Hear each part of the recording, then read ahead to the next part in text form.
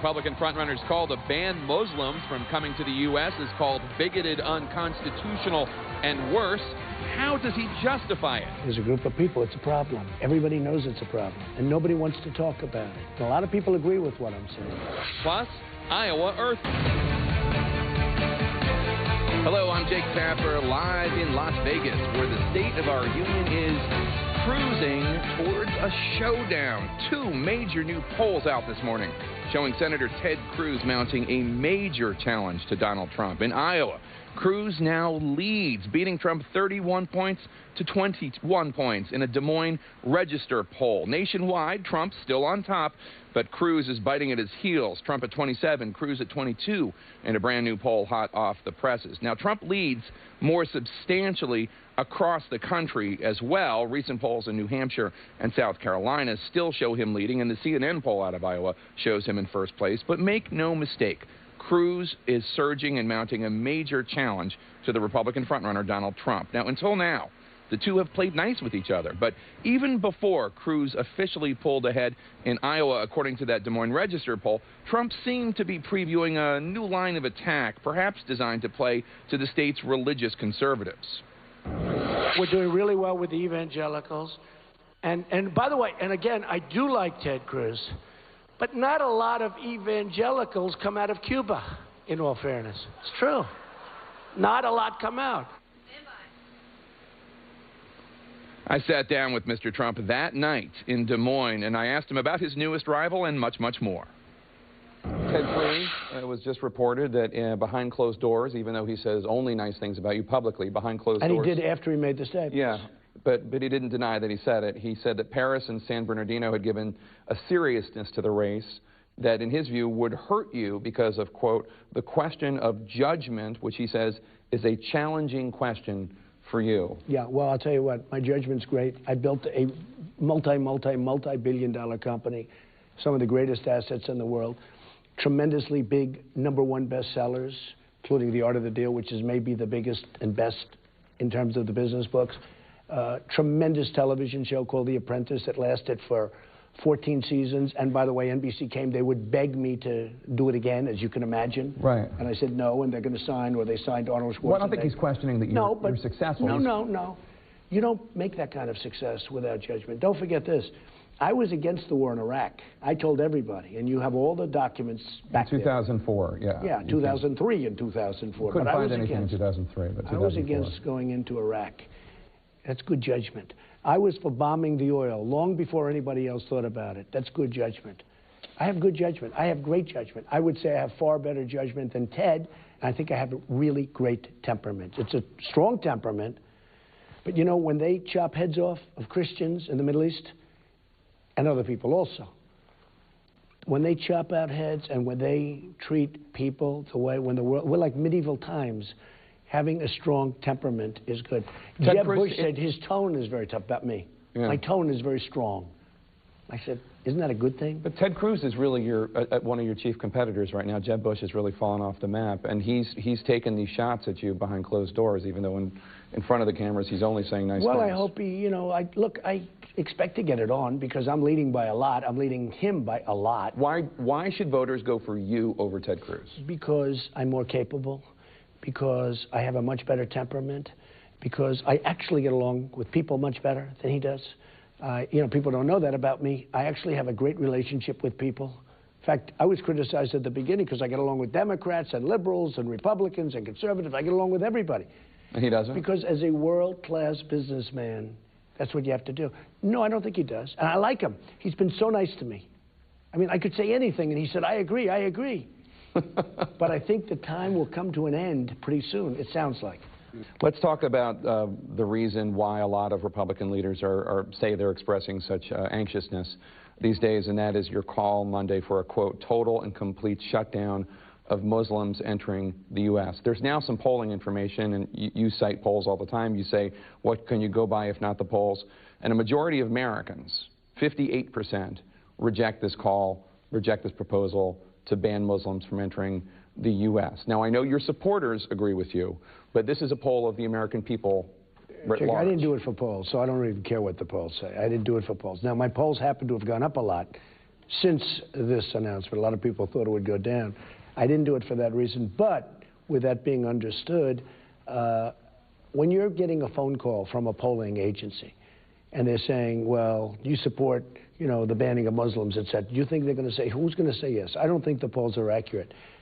At the same time, I have many friends that are Muslims, and I will tell you, they are so happy that I did this because they know they have a problem. There is a problem. Your Muslim friends radicalized, are happy? I have many friends and at the highest level, and they're grateful. I have partners that are Muslim. I have unbelievable relations. They support a ban on Muslims entering the U.S. They said, no, they said it's about time that somebody spoke up as to radicalism. You have radicalism in this country. It's here, and it's trying to come through. I just read where ISIS has gotten a hold of a passport printing machine for the migrants to get them into the United States. Now, maybe that's true, maybe it's not. It's an early report. But how crazy are we allowing ourselves to be subject to this kind of terror? I don't think anyone doubts that radical Islam is a big problem. But I think the question is your proposed solution a good thing or not? Let me just... Well, you know, in my solution, you know it's a temporary solution. Until and when? Obviously, well, till we get our hands around the problem. We have a real problem.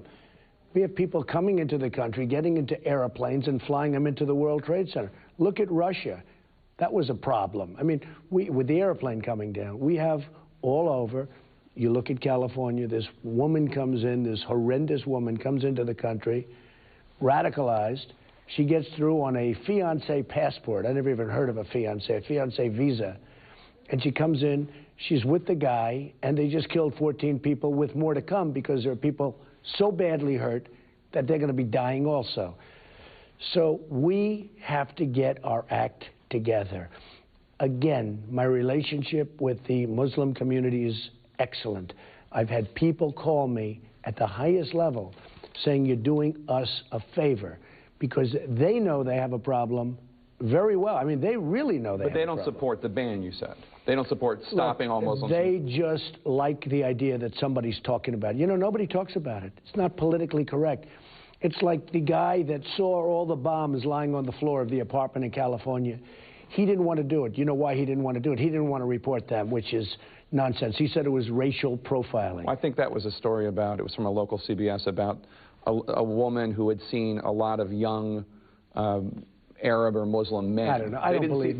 Honestly, do you believe a racial profiling? But that was about a group of... Because they didn't want to be accused of racial profiling. But they didn't see bombs, is the point. It was because they saw a lot of young Muslim men. They saw something. They didn't want to call because they thought they didn't want to be accused of racial profiling.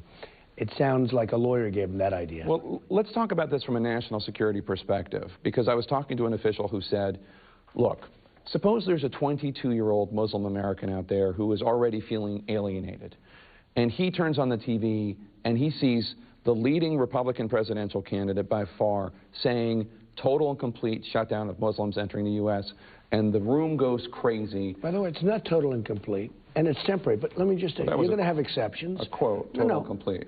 Oh, you're going to have exceptions. You're going to have people coming in, and you're going to get people in. Okay, but let me just finish my question, which is, this 22-year-old sees that. Okay. And what the official said to me is, do you think that 22-year-old, seeing Donald Trump saying that with all those people cheering, do you think that disenfranchised, disaffected 22-year-old Muslim American is less or more likely to turn to ISIS? Jake, we got to stop the problem. We can talk about it. We can talk about it forever. There's a real problem. And it's called radical Islamic terrorism. But are you making it worse? Wait a minute. And we have, look, what's worse? Is it worse when they shoot 14 people and kill 14 people and many others laying in the hospital? What about in Paris, where they have hundreds of people dead in Paris? Same thing. It's Paris, but same thing. And many more people going to die. They're laying in the hospital practically dead. We got to stop the problem. There's a real problem. Now, since this, you know, Paris has been very tough on the mosques. They've been very tough on surveillance. All of a sudden, they're becoming tough. But we got to stop the problem. So now, we can be politically correct, and I could say, oh, well, no, there's no problem. And we'll go on forever. No, I'm agreeing with you there's a problem. Jake, I'm agreeing. Why are people blowing airplanes out of the air? I'm agreeing with you, but my question is potentially alienating 1.6 billion Muslims, is that a solution to the problem, or does that create more problems? Let me put it this way. I read a story today about women of accomplishment from 2015 who hadn't gotten much press attention. Two of the first listed were women I'm sure you would admire. One is named Nulafar Ramadi. She's Afghanistan's first female pilot in the Air Force since the Taliban fell. The other one was Kubra Kademi. She walked through the streets of Kabul wearing metal armor to protest the harassment that she and other women would go through in Kabul on a daily basis. These are two women who do more to combat Islamic extremism than I do, than you do, and yet they would be banned. How do you know that? How do you know that? Who told you that? Who told you that? I mean, you just tell me about one's a pilot, one's... who told you they do more than you do? Well, I'm just saying, I see it on what they do. Okay. One of them is fighting insurgents. Good. I think that's good. I think it's good. But you would ban them from coming into this country. Look, I don't know anything about the women you just mentioned, okay? But a lot of good people. When the woman came in, just so you understand, when the woman came in as the fiancée, everybody said, oh, isn't that lovely? She's a fiancée. She came in, she was radicalized. Whether she radicalized him or they were both, I think they were probably both. But all they had is bad intentions. I'm only saying this. There's a group of people, it's a problem. And everybody knows it's a problem. And nobody wants to talk about it. And a lot of people agree with what I'm saying.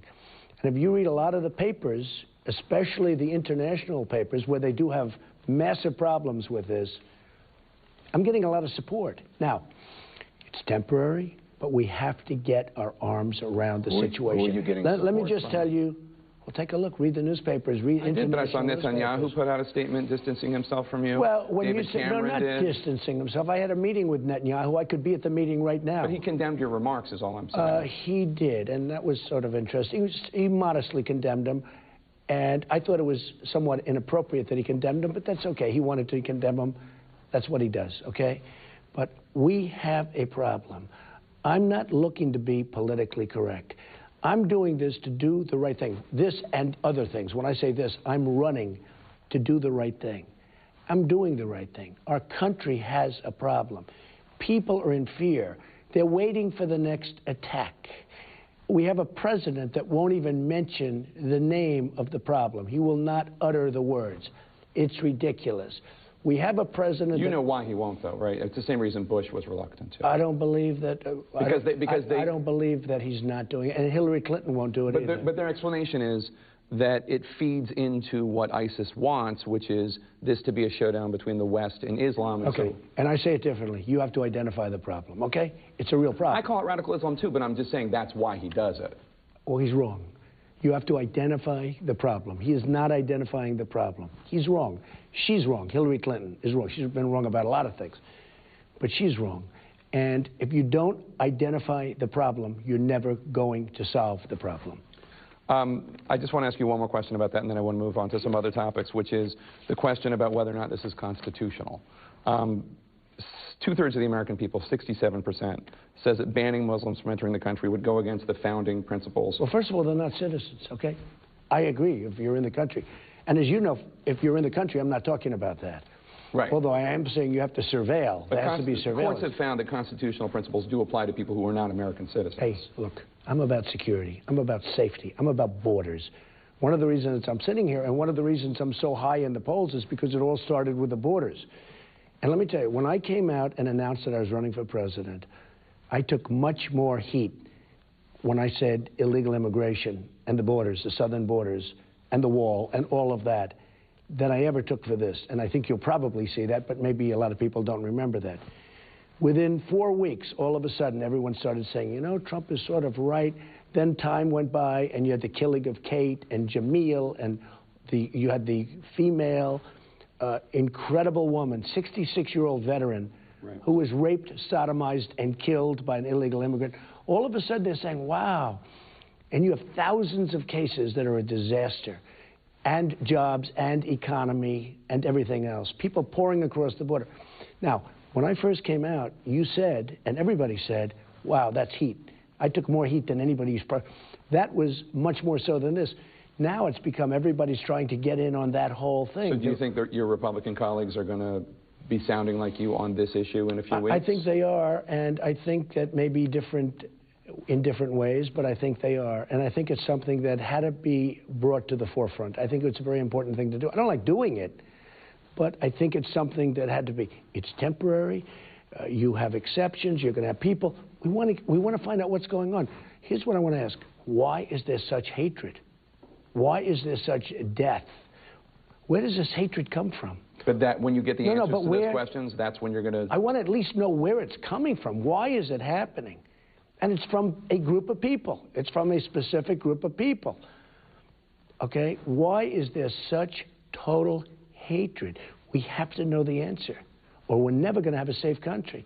And if we continue to be politically correct and we don't want to talk about it, it's something that has to be talked about. And you said you were all about security. And listen, when my friends call me up, and they call me up very strongly, and they say, it's something, and these are Muslims, and they say, it's something, Donald, that has to be talked about. But they don't support the ban. Not really. I mean, why would they support the ban? But without the ban, you're not going to make the point. You're not going to be able to make the point. But can I just make one last final point on this issue, and then I do want to move on to some others, which is you said, I was asking about the Constitution, you said you're all about security.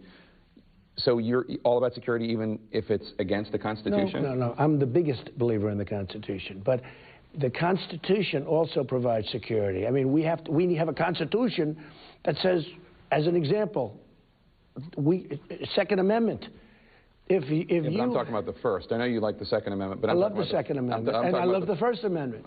But I love the Second, because if they had, as an example, in California, if a couple of people like me had guns taped to their ankle or their waist, and these two horrible people came in, you wouldn't have all the death.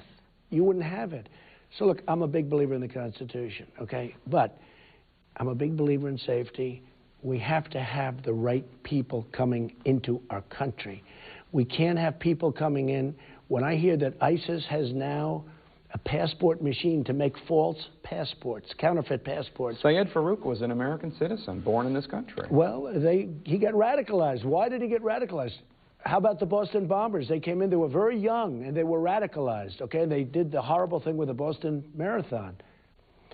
The point is, there's something really bad going on. We have to find out why. And it's with a very specific group of people.